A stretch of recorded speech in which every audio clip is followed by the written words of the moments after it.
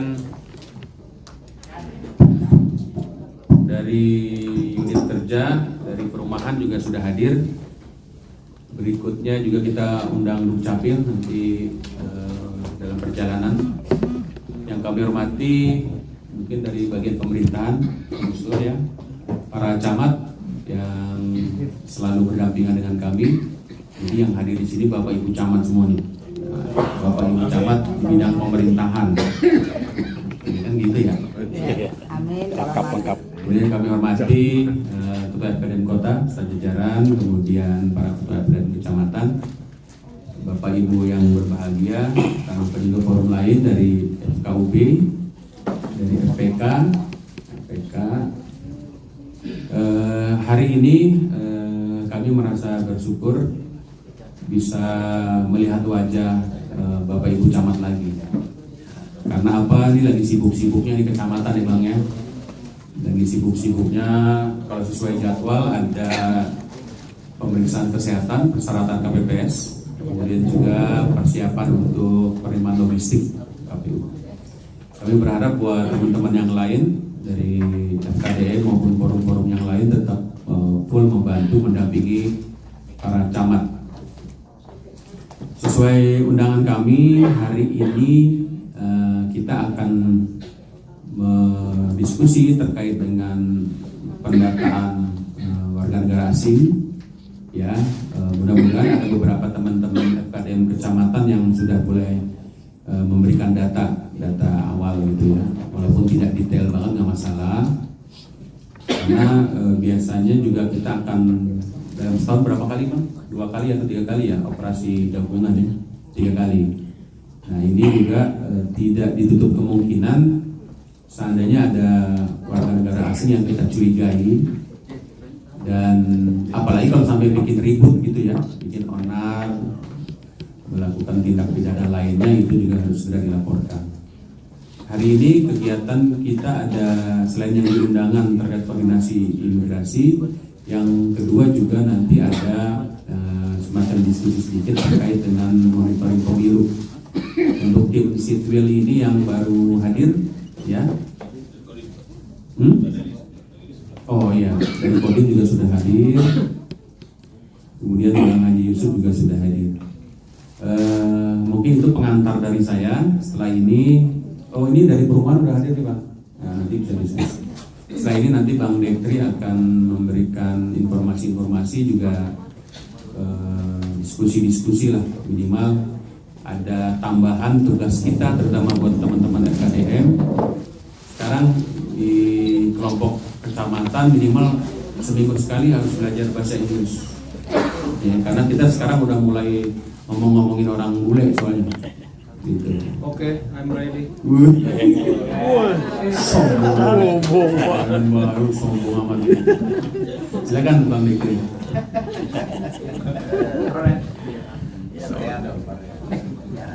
Assalamualaikum warahmatullahi wabarakatuh. Selamat siang menjelang sore. Terima kasih Bapak Ibu atas itu snacknya 3 Bang Jaya. Satu aja yang ngambilnya. Pelanggaran.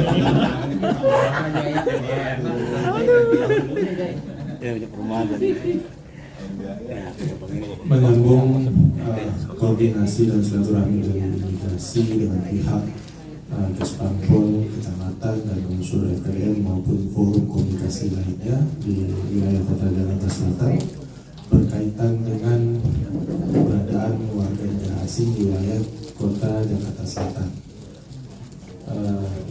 Dalam jangkauan kami ada 10 kecamatan yang harus kami melakukan pemantauan, yang mana dalam 10 kecamatan ini tentunya kami memerlukan koordinasi dengan pihak-pihak yang memang bersentuhan langsung setiap harinya dengan masyarakat perihal keberadaan dan kegiatan orang asing di wilayah tersebut. Gunanya koordinasi ini tentunya kita bersama-sama mengharapkan keberadaan dan kegiatan orang asing itu bermanfaat bagi Kota Jakarta Selatan, maupun yang tidak bermanfaat juga bisa kita lakukan pemantauan dan lakukan pencegahan guna terdapatnya warga negara asing yang memang mengikuti aturan yang berlaku yang berada di wilayah Indonesia, khususnya di wilayah Kota Jakarta Selatan. Dari 10 kecamatan ini tentunya kami dari imigrasi memang membutuhkan bantuan Bapak Ibu sekalian di lapangan guna informasi pastinya kegiatan dan keberadaan orang asing yang dalam hal ini tempat tinggalnya menentukan keberadaan orang asing tersebut yang memang saat ini sulit dalam kami melakukan pemantauan, terutama dalam hal orang asing yang tinggal di kontrakan-kontrakan, kos-kosan yang di wilayah Jakarta Selatan, dan juga apartemen-apartemen maupun hotel yang mana khususnya apartemen dan hotel, mohon izin, dalam koordinasinya kami selalu terbentur pihak pengelola tidak pernah atau belum pernah atau pura-pura tidak tahu mengenai aturan pelaporan jumlah warga negara asing di tempatnya. Setelah pernah kami berkoordinasi, katanya menurut mereka pihak perumahan memang tidak ada menginformasikan hal tersebut. Ya memang kami juga mohon maaf baru bisa koordinasi sekarang Bang untuk hal tersebut. Mungkin kiranya nanti dari pihak perumahan dapat menginformasikan hal tersebut ke pengelola apartemen maupun hotel di wilayah Jakarta Selatan bahwa keberadaan orang asing tersebut wajib dilaporkan oleh pengelola pihak apartemen maupun pemilik hunian kepada imigrasi. Nah, dalam waktu dekat ini yang sudah kita pastikan tanggal 19 jadinya akan 19 itu hari Selasa akan dilakukan operasi gabungan di wilayah Kota Jakarta Selatan, yang mana saat ini kami mengusulkan setelah dalam proses koordinasi dengan berbagai pihak apartemen yang membuka tangan kepada kami dari Casa Grande dan juga Pondok Indah Residen.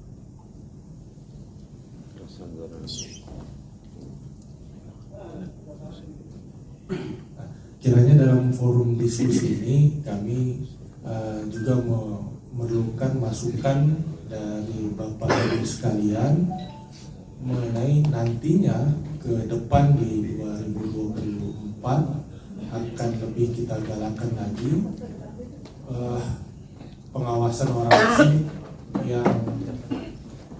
yang mana menurut saya pribadi kalau pelanggaran yang dapat dilakukan warga negara asing itu tentunya lebih cenderung ke wilayah hunian kos-kosan maupun kontrakan petakan. Karena kalau mereka tinggal di hotel ataupun di apartemen, mungkin masih ada income yang mereka dapat yang memungkinkan kecil kemungkinan mereka melakukan kesalahan. Adapun kesalahan kecil yang dapat dilakukan warga negara asing yang dapat kami tindak dalam hal ini, mereka berbeda alamat saja sudah dapat kami terbitkan surat teguran kepada mereka. Apalagi yang semata-mata misalnya ke kecamatan atau ke kelurahan meminta surat keterangan tempat tinggal, ternyata nyatanya dia tidak tinggal di sana, mohon hal tersebut bisa dikoordinasikan kepada kami agar kami dapat melakukan tindakan tepat dan cepat kepada warga negara asing tersebut. Karena fungsinya adalah warga negara asing itu membutuhkan alamat tempat tinggal yang akan dicantumkan di izin tinggal yang diberikan kepada dirinya. Kalau izin alamat itu dicantumkan di tempat wilayah Bapak Ibu sekalian, tapi nyatanya dia tidak bertempat tinggal di sana, tentunya kami akan kesulitan mengawasi warga negara asing tersebut. Apabila ada laporan seperti itu, menjadi catatan kami di berikutnya dia akan melakukan perpanjangan izin tinggalnya, sudah kami notis dan akan kami lakukan tindakan terukur dan terarah terhadap warga negara asing tersebut. Mungkin saat ini demikian yang dapat saya sampaikan. Saya berharap ada informasi yang dapat disampaikan kepada kami guna kami bawa informasi tersebut ke pimpinan untuk dilakukan pendalaman guna kegiatan di next 2024-nya. Demikian yang dapat saya sampaikan. Assalamualaikum warahmatullahi wabarakatuh. Assalamualaikum warahmatullahi wabarakatuh. Baik Bang Rektri, terima kasih. Kalau untuk kegiatan minggu depan memang sudah ada lokasinya, ya. Yang mau kita mulai membiasakan adalah bagaimana kita mendeteksi PNA yang ada di lingkungan.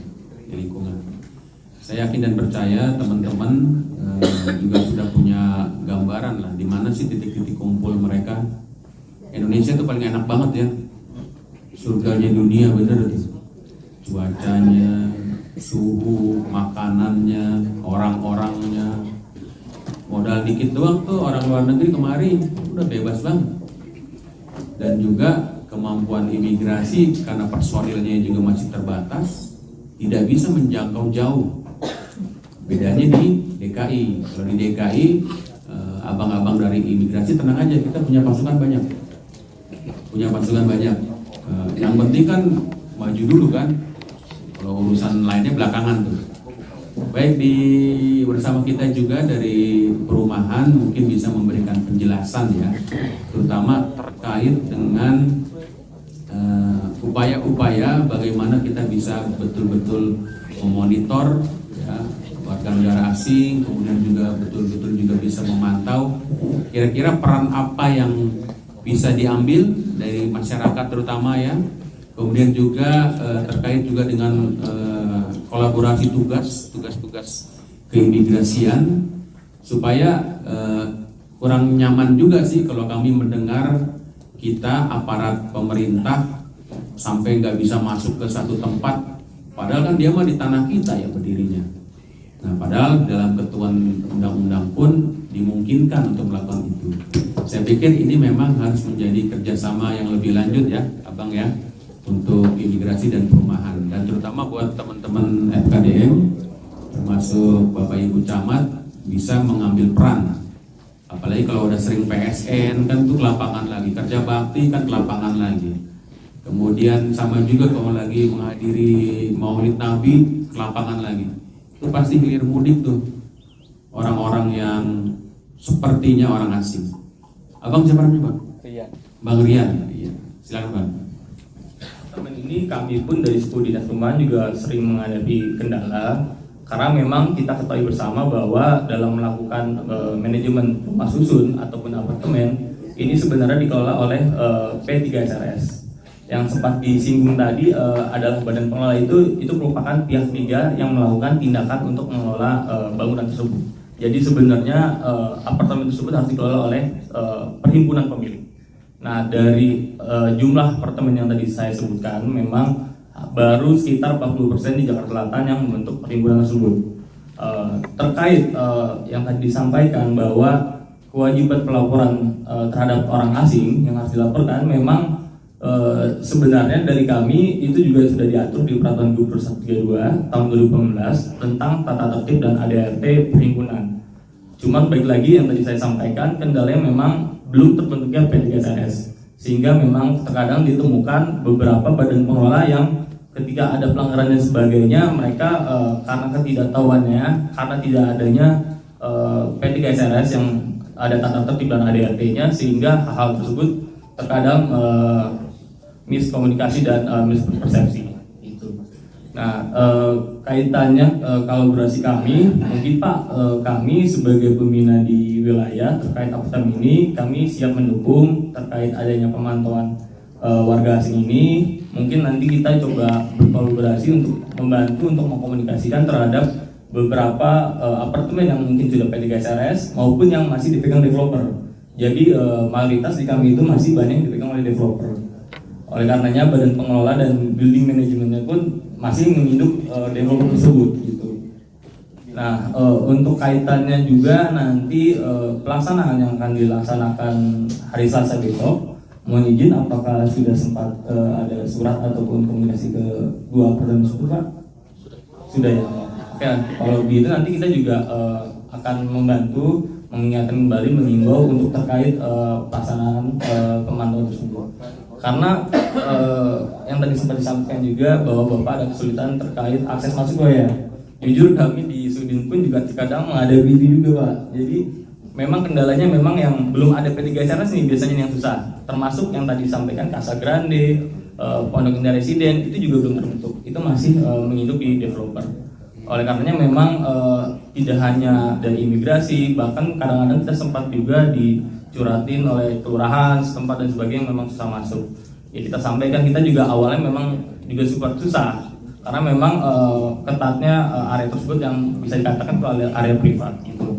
Tapi kedepannya kami dari Sudin Rumah Jakarta Selatan siap untuk mendukung terkait apabila dibutuhkan untuk melakukan komunikasi-komunikasi terhadap badan pengelola maupun P3SRS yang ada di wilayah Jakarta Selatan. Mungkin cukup itu dulu dari kami. Apabila nanti ada lebih lanjut bisa ditanyakan. Terima kasih.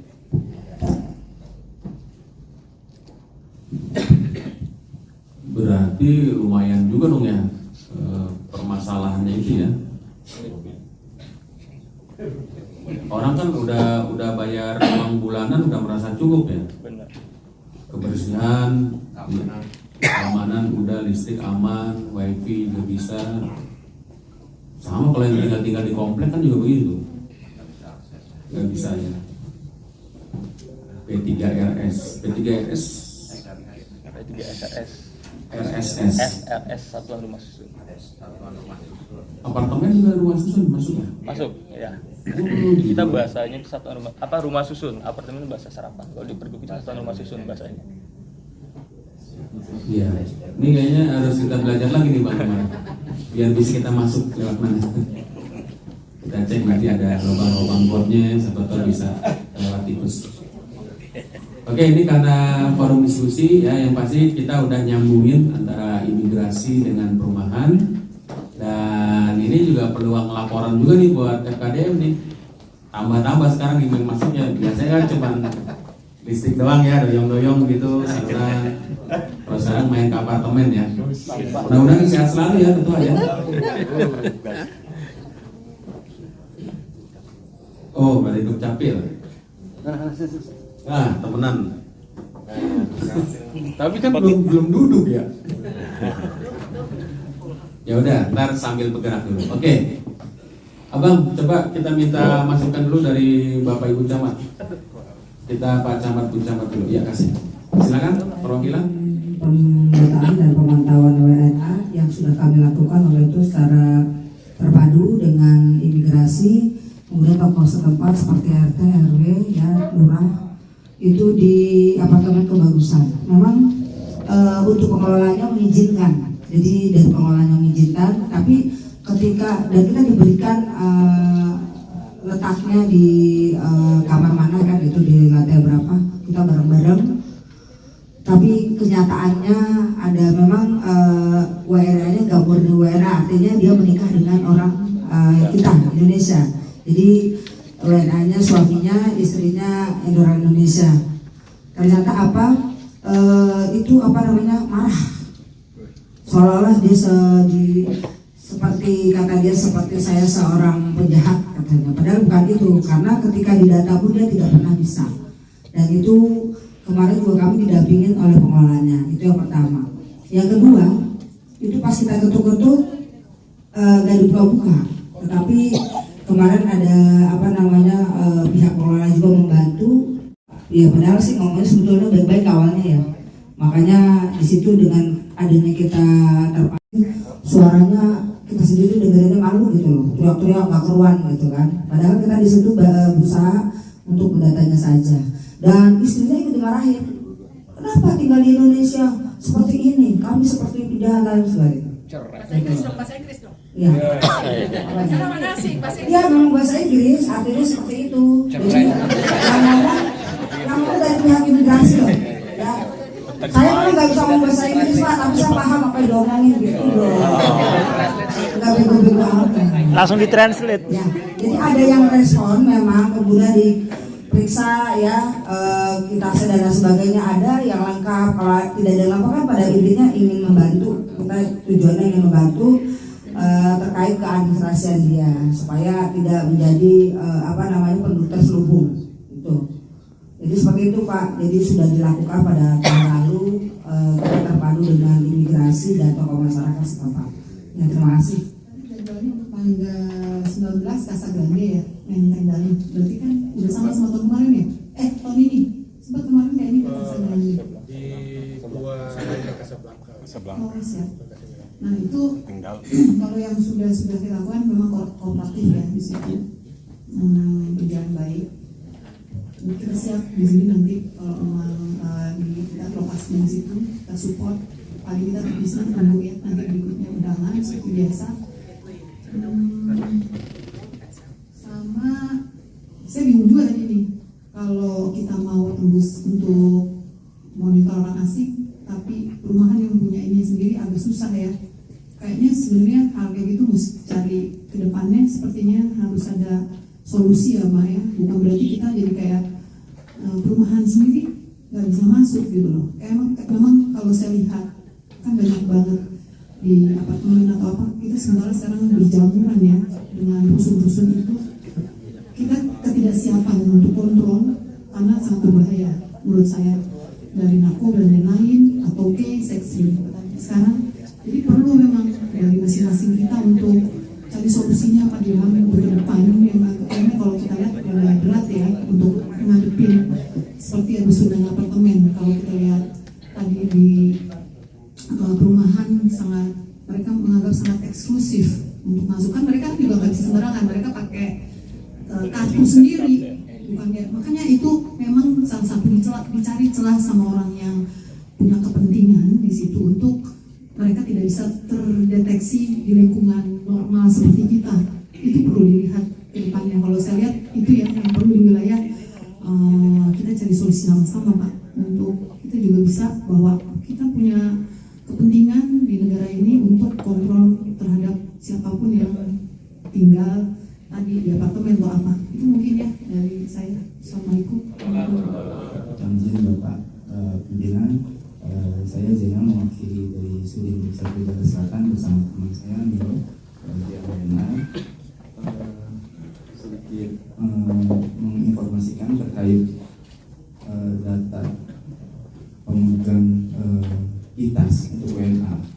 Itu kalau bisa saya infokan berdasarkan data konsolidasi bersih semester 1 Kemendagri, itu untuk Jakarta Selatan sekitar 126.991. Ini kan kemudahan kan gitu ceritanya gitu ya. Jangan-jangan ada juga tuh perusahaan kayak begitu maksudnya. Kawin kontrak. Tapi abang itu data ini ya tertutup ya. Artinya bermuka tua. Bermuka tua.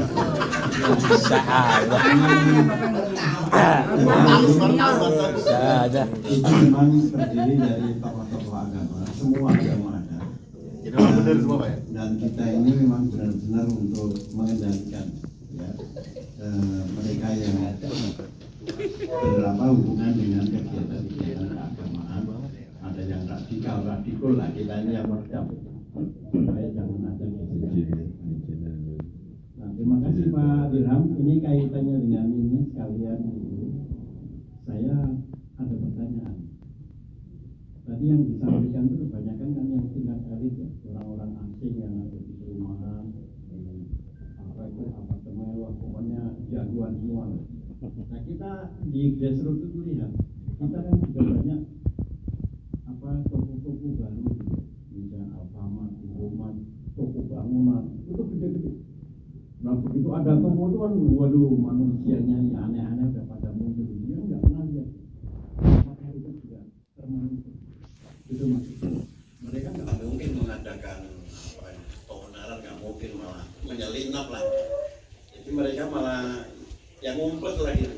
Sehingga munculnya ya ketika dia buka toko segala macam, saya amati nggak bisa ngomong Indonesia awal nggak ada. Ini pasti selundupan ini orang ini. Ya. Nah ini apakah sampai di sana atau tidak?